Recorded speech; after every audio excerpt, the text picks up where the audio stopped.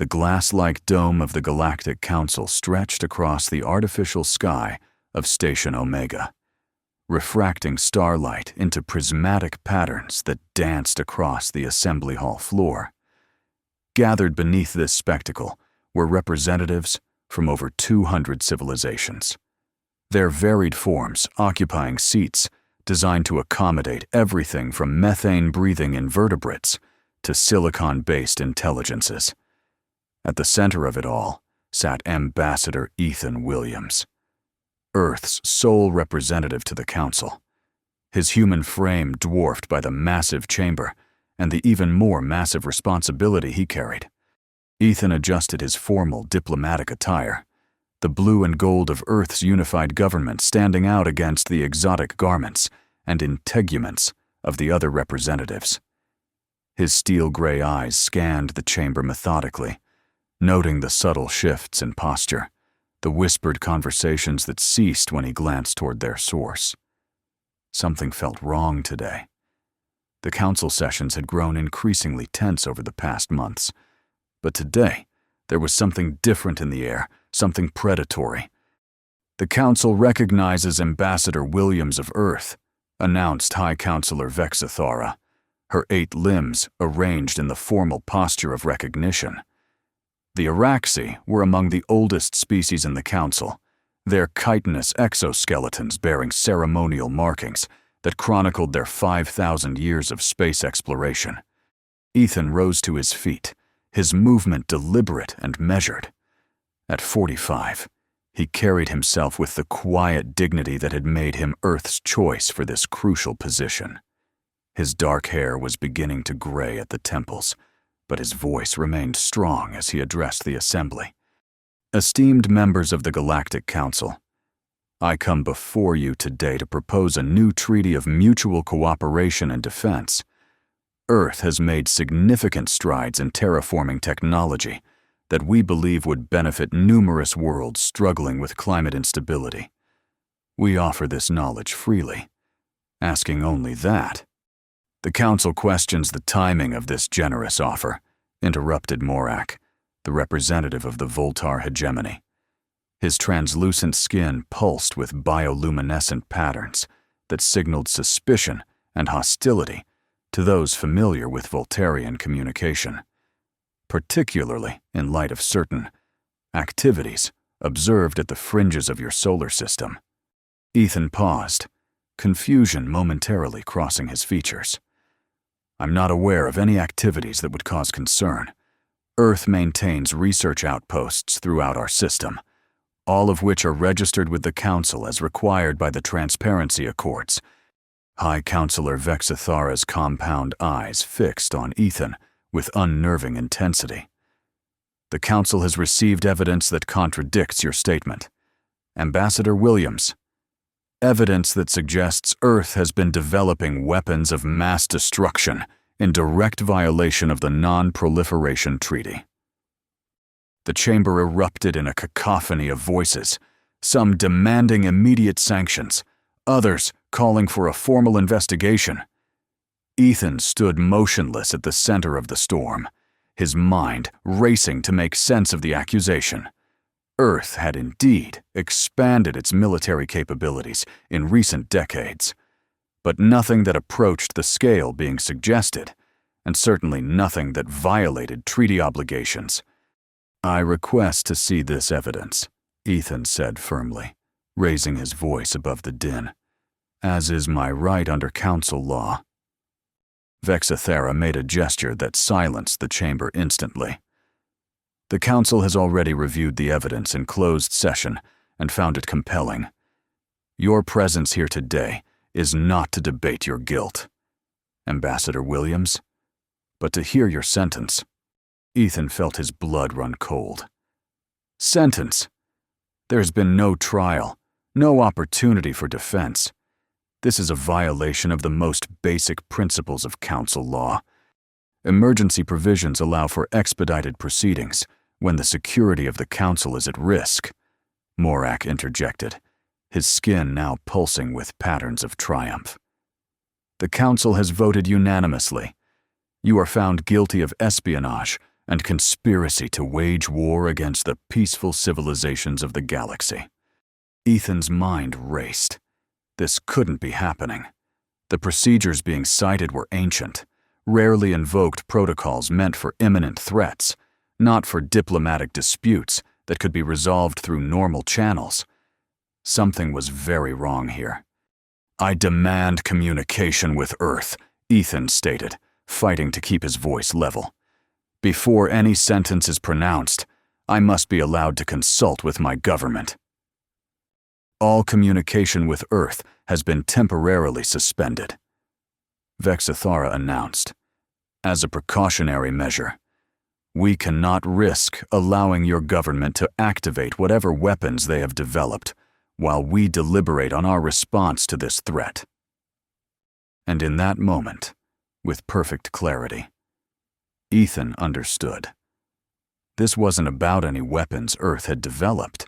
This was about fear. Fear of what humanity might become. In the century since Earth had joined the galactic community, humans had advanced at a pace that alarmed the older civilizations. Technological innovations that had taken other species millennia to develop, humans achieved in decades. Cultural adaptations that normally required centuries, humans embraced within a single generation. The Council wasn't afraid of what humanity had done. They were afraid of what humanity might do. "The sentence is death," Vexathara declared, her voice echoing through the suddenly silent chamber. "To be carried out immediately, as a message to Earth that the Council will not tolerate threats to galactic peace." Guards moved toward Ethan from all sides, massive Drakari warriors in ceremonial armor, their forearms each wielding a different weapon. Ethan stood tall, making no move to resist. He had one final card to play. "Before you execute me," he said, his voice carrying clearly across the chamber, "you should know that Earth anticipated this betrayal." The guards hesitated, looking to Vexathara for instruction.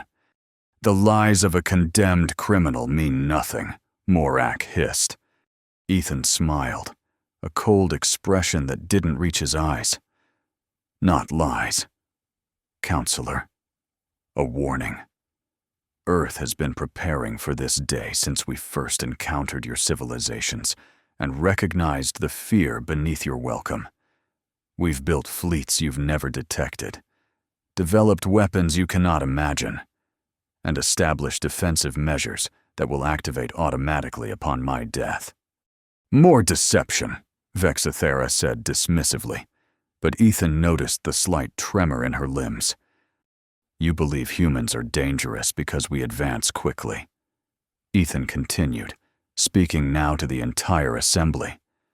"But our true danger lies in our ability to anticipate threats and prepare for them.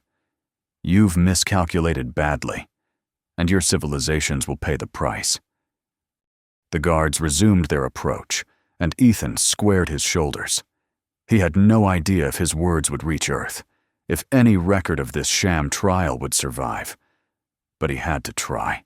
He had to make them understand the magnitude of their error. "The last transmission I received from Earth contained a code phrase," he said, his voice dropping to a near whisper that nevertheless carried in the deathly silent chamber. "Extermination protocol." As the guards seized him, Ethan closed his eyes and thought of home, of the rolling hills of Virginia, where he'd grown up, of the glittering towers of New Geneva, where he'd trained as a diplomat, of the faces of his wife and daughter, whom he would never see again. He had failed in his mission to maintain peace. But perhaps, in these final moments, he had succeeded in something else, sowing doubt and fear among those who had condemned him. The execution was swift and clinical. The Drakari guards used a neural disruptor that stopped Ethan's brain functions instantaneously, sparing him any pain. His body crumpled to the floor of the grand chamber, the first human to die by official council action, as life fled from Ambassador Ethan Williams, A quantum entanglement device implanted at the base of his skull sent a single, untraceable signal across the vast emptiness of space. The message was simple. The ambassador's neural patterns had ceased. He was dead. And on Earth, something awakened in response. President Avery Collins stood before the curved window of the Oval Office, hands clasped behind her back as she gazed at the Washington Monument in the distance. At 58, she carried the weight of her office with the same quiet strength that had characterized her military career. Her dark skin contrasted with the silver of her close-cropped hair, and her posture remained parade ground, perfect, even in private. Behind her, the Joint Chiefs of Staff waited in tense silence. They had been summoned the moment the quantum signal had been received, and now they watched their commander-in-chief wrestle with the decision they had all hoped would never come. "How certain are we?" President Collins asked, not turning from the window. General Marcus Reyes, chairman of the Joint Chiefs, cleared his throat. 100%. Madam President, Ambassador Williams is dead. The quantum signature is unmistakable. Collins nodded once, a sharp, decisive movement. And there has been no communication from the Council. None. Madam President, replied Admiral Helena Chen, Director of Galactic Intelligence. All diplomatic channels have gone silent. Our monitoring outposts report unusual movement among Council ships near the border of our solar system. They're preparing for our response, Collins said softly.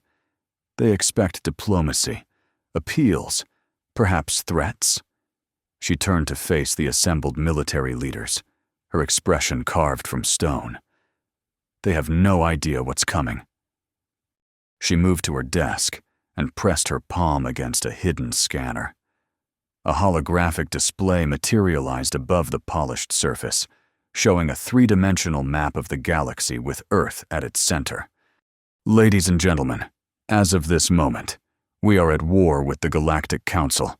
Initiate extermination protocol. The command, spoken in that calm, measured voice, sent a chill through the room.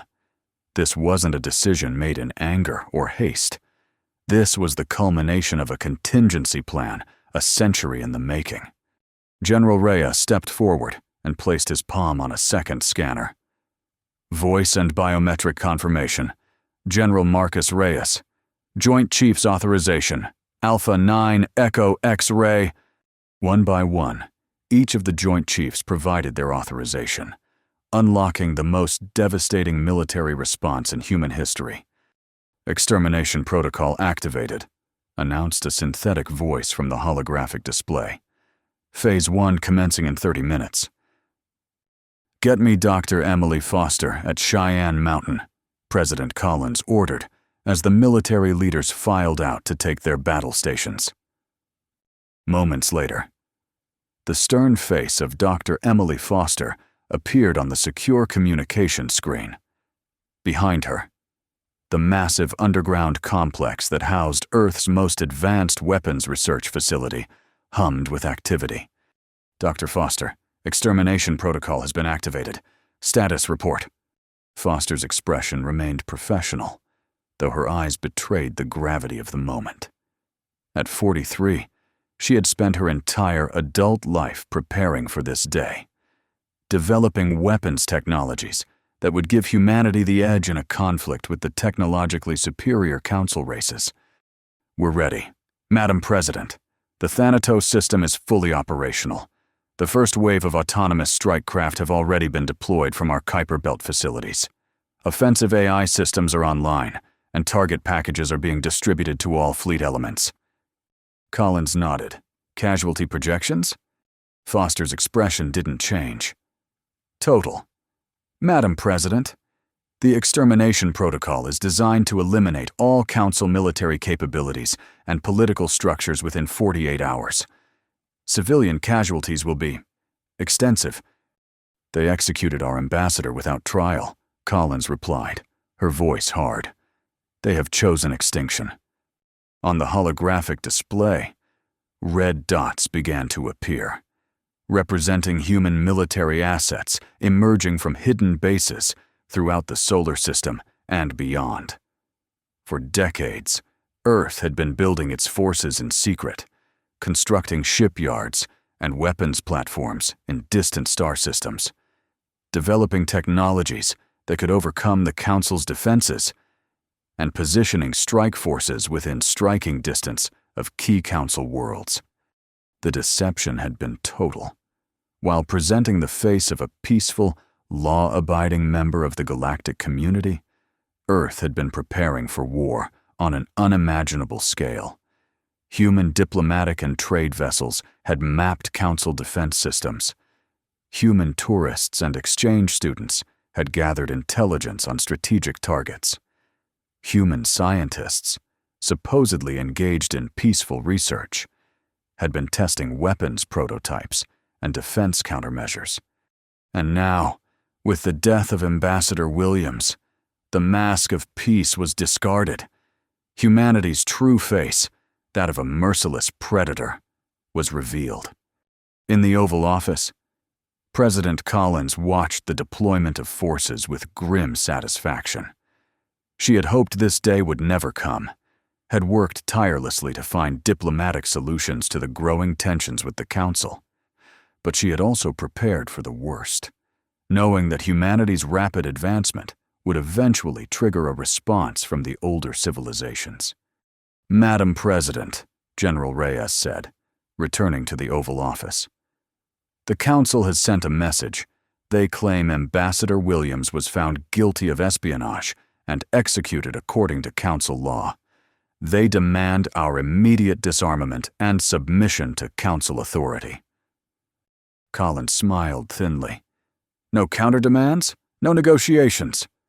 "None, Madam President. It appears to be an ultimatum." "Send them our response," General, Collins said, turning back to the window. "Send them fire." On the Araxi homeworld of Venethra Prime, High Counselor Vexithera was conducting an emergency session of the Planetary Defense Council when the first human weapons struck. There was no warning, no declaration of war, no opportunity to raise planetary shields or evacuate civilian centers. The attack came in the form of small, virtually undetectable drones that had been seeded throughout the Araxi system over the past decade by human ships making routine trade visits. Upon receiving the activation signal, these drones simultaneously detonated special-designed quantum warheads that targeted the unique genetic signature of Araxi physiology. The effect was immediate and devastating. Within seconds, every Araxi on the planet began to experience catastrophic cellular breakdown. Exoskeletons softened and collapsed, internal organs liquefied, neural tissue disintegrated.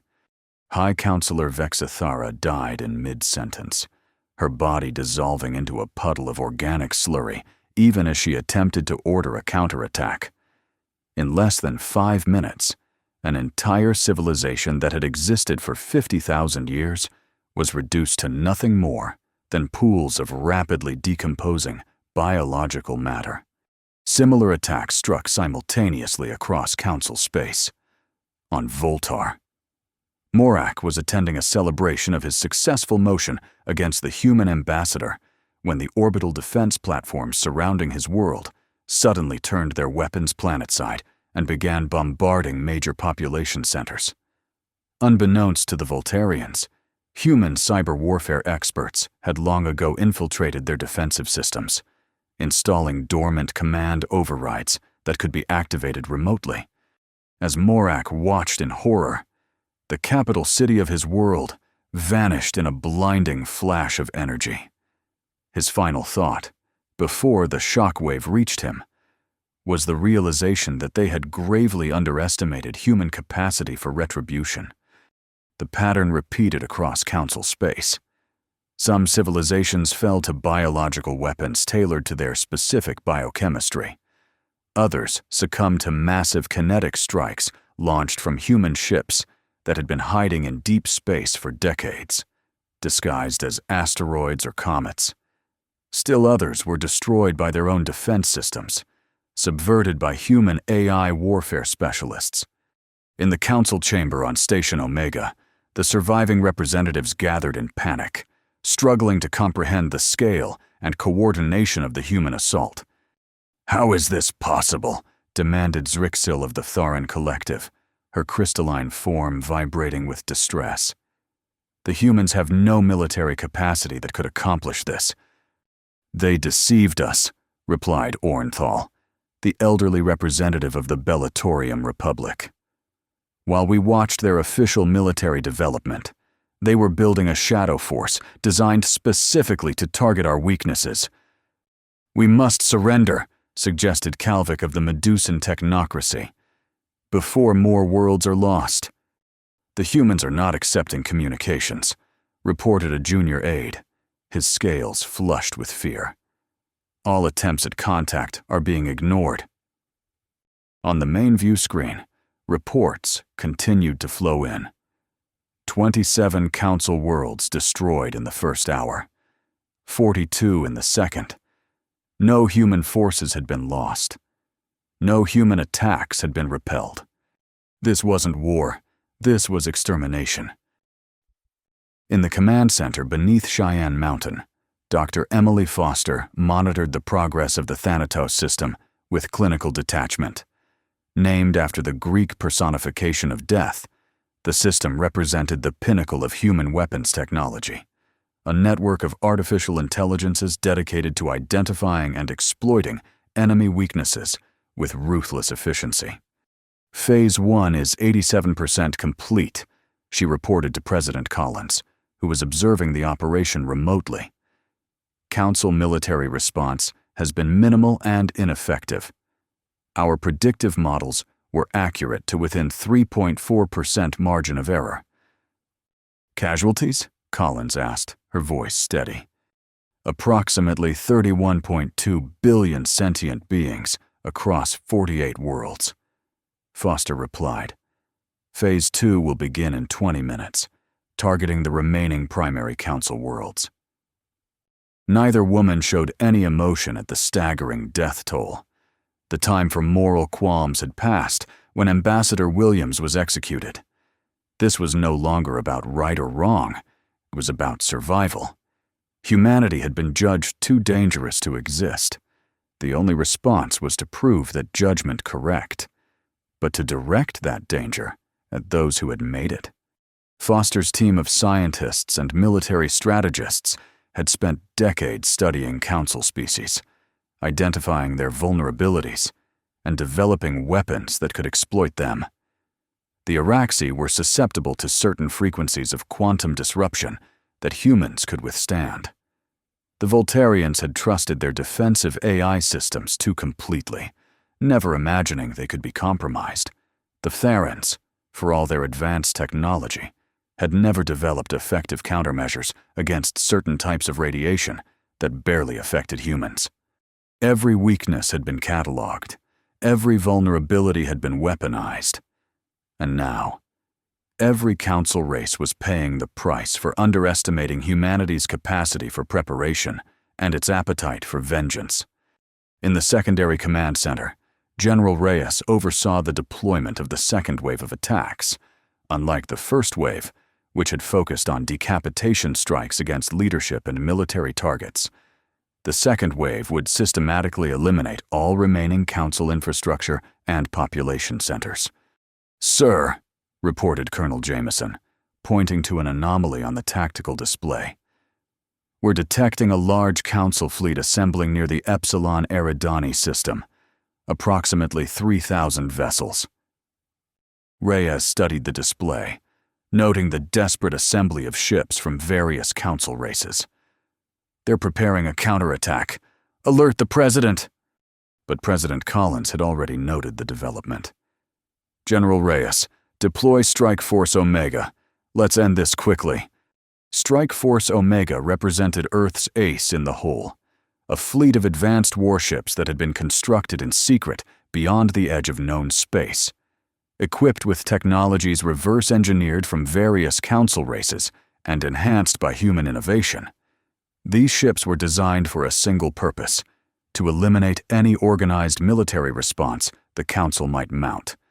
As the Council fleet prepared its desperate assault, Strike Force Omega emerged from dimensional fold space directly in their midst. The battle, if it could be called that, lasted less than 20 minutes. Human weapons tore through Council shields as if they were tissue paper. Human targeting systems found and exploited structural weaknesses that Council engineers had never addressed because no known weapon could target them. When it was over, the shattered remains of 3,000 ships drifted in the void, their crews dead or dying, their desperate last stand transformed into just another statistic in humanity's campaign of retribution. 2 weeks after the execution of Ambassador Ethan Williams, the war, if such a one-sided slaughter could be called a war, was effectively over. The Galactic Council had ceased to exist as a political entity. Its member races had either been exterminated entirely or had surrendered unconditionally to Earth forces. President Collins stood before the United Nations General Assembly in New York, addressing not only the representatives of Earth's nations, but also the survivors of the Council races who had been brought to witness humanity's triumph. 100 years ago, she began, her voice carrying clearly through the hushed chamber. Humanity took its first steps into the galactic community. We came in peace, eager to learn, to trade, to become part of something greater than ourselves. For a century, we abided by Council laws, contributed to the common good, and believed in the promise of a unified galaxy. She paused, surveying the assembly with cold eyes. That belief died with Ambassador Williams, executed without trial by those who feared what humanity might become. In their fear, the Council revealed their true nature, not as enlightened guides, but as tyrants determined to keep emerging civilizations subordinate. On the massive screens behind her, images of the devastation wrought by human forces across former Council space played in a continuous loop. Shattered worlds, ruined cities, the debris of once mighty fleets drifting through the void. Let the galaxy understand this truth. Humanity will not be subjugated. We will not be restricted. We will not be controlled. Those who attempt to constrain us will face extinction. Among the alien representatives, there was only silence. Fear had replaced diplomacy. Terror had supplanted negotiation. The few surviving Council races now understood what their leaders had sensed, but had addressed in exactly the wrong way.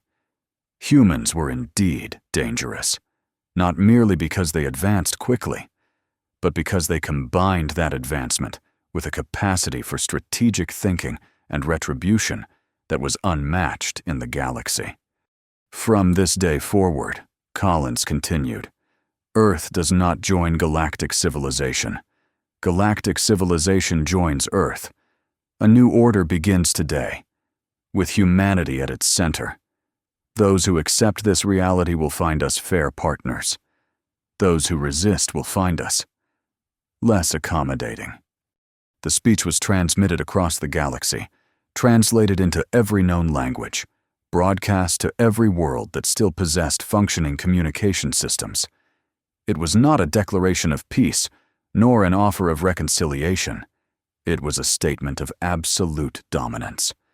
In the Council chamber on Station Omega, now occupied by human forces, General Reyes watched the speech alongside Dr. Foster. The chamber where Ambassador Williams had been condemned now served as the forward command post for Earth's new galactic administration. Was it worth it? Foster asked quietly. All this death? Reyes considered the question. They started this when they executed Williams. We finished it. That's not an answer. It's the only answer that matters, Reyes replied. In their arrogance, they thought they could control us, contain us, keep us as junior partners in their little cosmic club. They needed to understand that humanity doesn't accept limitations imposed by others. Foster nodded slowly. And now they understand. Those who survived, anyway. On the other side of the chamber, a holographic display showed the ongoing reconstruction efforts on conquered worlds. Human administrators were already establishing new governance structures. Human engineers were repurposing alien technology. Human scientists were cataloging the knowledge of fallen civilizations. The galaxy had been remade in 2 weeks of unrelenting violence. A new empire had been born in fire and death, and at its heart stood humanity, no longer seeking acceptance from ancient civilizations, but demanding obedience from conquered subjects. 2 years after what came to be known as the Extermination War, President Collins walked through the reconstructed gardens of what had once been the High Counselor's Palace on Venethra Prime. The Araxi were gone, their world now home to human colonists and the occasional surviving members of allied species who had pledged loyalty to Earth. General Reyes accompanied her, now serving as military governor of the core worlds. "The terraforming is proceeding ahead of schedule," he reported. "Within 5 years, this planet will be fully habitable for humans without environmental assistance." Collins nodded, pausing to examine a hybrid plant developed by Earth botanists, a cross between an Araxi flowering shrub and an Earth rose. The symbolism wasn't subtle. Human ingenuity grafted onto the remains of the old order. "And the resistance?" she asked. "Minimal," Reyes replied. "The last organized opposition was crushed 3 months ago in the Outer Rim. There are still isolated incidents, but nothing that threatens security." Collins smiled faintly. "They learn quickly. These surviving races. They understand now what their leaders failed to grasp, that humanity will not be denied its destiny. Above them, the sky was filled with the contrails of ships arriving and departing, human vessels conducting the business of empire. Where once the Araxi had ruled, humans now governed. Where once the council had deliberated, human administrators now issued decrees. "We received a transmission from the exploration fleet in the Andromeda Galaxy," Reyes said. "They've made contact with several civilizations there. Preliminary reports suggest these races are more technologically advanced than the Council was." Collins considered this information. "Are they peaceful?" "Unknown at this time. Initial contact has been cautious on both sides." "Then we shall be cautious as well," Collins said. "But we will also be prepared. Begin contingency planning immediately. I want extermination protocols tailored to these new species within 6 months." Reyes nodded, making a note on his datapad. "Yes, Madam President." As they continued their walk through the gardens, Collins reflected on the path that had brought humanity to this point. The execution of Ambassador Williams had been a tragedy, but it had also been the catalyst for humanity's ascension. In their attempt to contain what they feared, the Council had unleashed exactly what they had sought to prevent: a human-dominated galaxy. In the distance, a monument was taking shape, a massive statue of Ethan Williams, his face set in the determined expression he had worn in his final moments. The inscription at its base would read, "His death lit the fire that forged an empire." Collins stopped to look at the unfinished monument. Williams had gone to the Council as a man of peace, seeking cooperation and mutual benefit. He had died, believing in the possibility of harmony between diverse civilizations. Would he approve of what his death had unleashed? Would he recognize the empire that had risen in his name? It didn't matter. History was written by the victors, and humanity had been victorious beyond all imagination. Williams would be remembered not as a failed diplomat, but as the martyr whose sacrifice had revealed the true path forward, not cooperation with alien civilizations, but dominance over them. "Prepare my address to the new Andromeda contacts," Collins instructed Reyes. "I think it's time we introduced ourselves properly to our galactic neighbors." As the sun set over the former Araxi capital, casting long shadows across the gardens, Collins imagined a future where humanity's reach extended not just across the Milky Way, but across the entire local group of galaxies. The Council had feared what humanity might become. In destroying Ambassador Williams, they had ensured that their worst fears would be realized. Humanity had been pushed to the brink of extinction. It had responded by becoming the extinction of others. And in the vacuum left by the fallen civilizations of the Galactic Council, a new power had risen, implacable, unforgiving, and determined never again to be at the mercy of alien judgments. The Extermination Protocol had served its purpose, but it remained active, its algorithms constantly updating, its weapon systems evolving, its strategic assessments adapting to new threats. For in the vast darkness between the stars, humanity had learned a crucial lesson. Trust was a luxury it could not afford, and mercy was a weakness it would not indulge. The future belonged to the prepared, and humanity would always be prepared.